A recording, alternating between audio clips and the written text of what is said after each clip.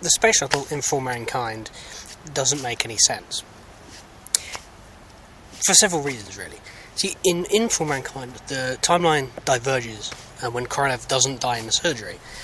The N1 is perfected, and the Soviets beat the Americans to the moon, and all kind of hijinks happened.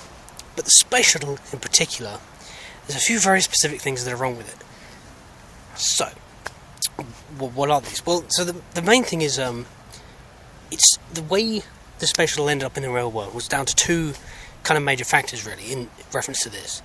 The first is that the Phase B designs for the shuttle were ginormous. They were huge.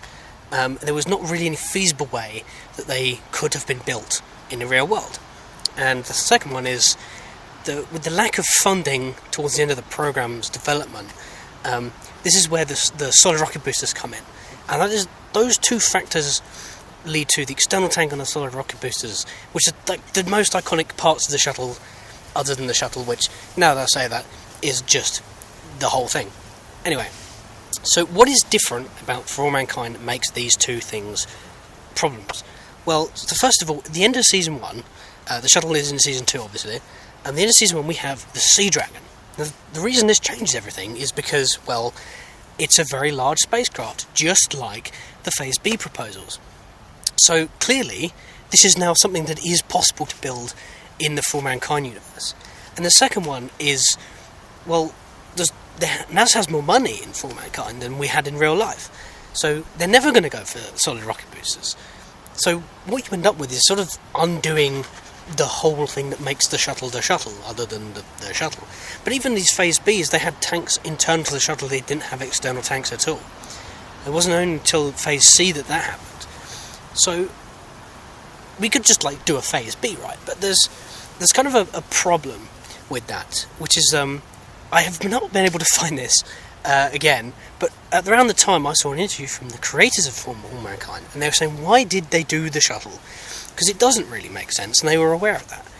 And it was about fitting into the timeline. We knew where we stood, what was happening where, that kind of thing. And that's what the shuttle was. It was so iconic, it ran for 30 years. So they had to have something that looked like the shuttle. So we can't do a Phase B because they have delta wings, but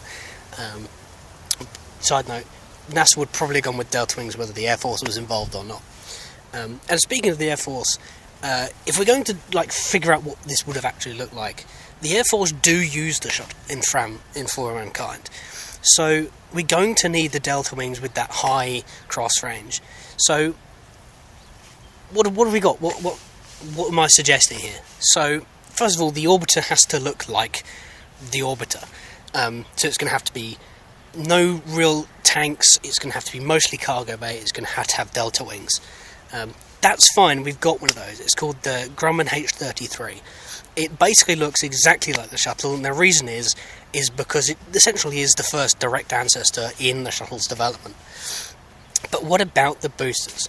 So we can't have the external tanks because, well, that's sort of size constraint. But we can't have the solid rocket boosters because, well, they're too cheap. Well, we can have the external tanks, actually, and in fact, the Grumman H-33 was the first sort of design to be seriously considered in the shuttle program that had them. But it had two smaller ones on the outside. So we can keep that, we'll have that, because, okay, it doesn't look like the shuttle at launch, but it's not going to look like that anyway, because it's on a booster. But in orbit, it's going to look like a shuttle, without them, when they've separated off. And additionally, we now have external tanks that we can use for stations and fuel depots and stuff like that. But the booster, what are we going to do for the booster? Well, there is actually one design. It's the Convair B9U. And the reason I'm going for this one specifically is because there were many boosters that were suggested in Phase A and B, but the B9U was about the only one that actually had other things that weren't the shuttle that were put on it. You see, in For All Mankind, it's shown that they have the ability to fly nuclear thermal rockets. In fact, nuclear thermal rockets that are so safe, they put crew on the front of it with the Sojourner. Is it a Sojourner? I don't know. I haven't watched it. So what we've got is the B9U that has other upper stages. It's got the shuttle, it's got a nuclear thermal upper stage, it's got a S4, I think, derived upper stage.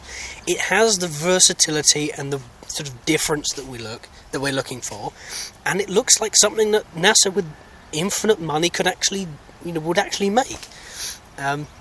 So that's sort of that's my proposition. And really, what is this video about, other than the fact that I'm sitting in a field? Well, when it comes to science fiction, I will always choose a well-written story over a realistic story. Like, if the two elements, the good writing is more important, let's be honest. But you can have your cake and eat it too. Because, okay, the writers of For All Mankind knew that the shuttle wasn't going to fit in very well, and, they send it round the moon because of refuelling, and they never give any specifics. But, the Space Shuttle main engine couldn't relight in orbit. It wasn't capable of that. The H-33s could, but, we solved that problem already. So, it's sort of supposed to look fairly good. And For All Mankind did go a bit off the realism track after season 1, which is fine. It can do what it likes.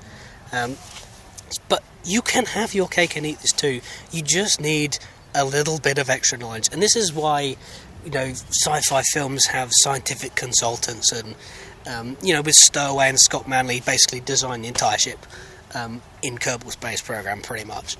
But the thing is, you need these two parts to do this, and you can't always have this lineup. But that's basically my 2 cents. Is if For All Mankind was real, the shuttle would look like this, and it doesn't really damage the rest of the series.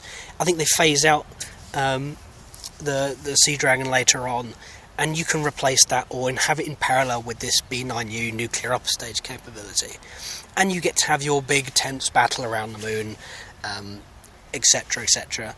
And it doesn't detract from the series, it just adds to it. But it also, it costs more. You have to know more of this stuff in advance. So, that's my take on For All Mankind.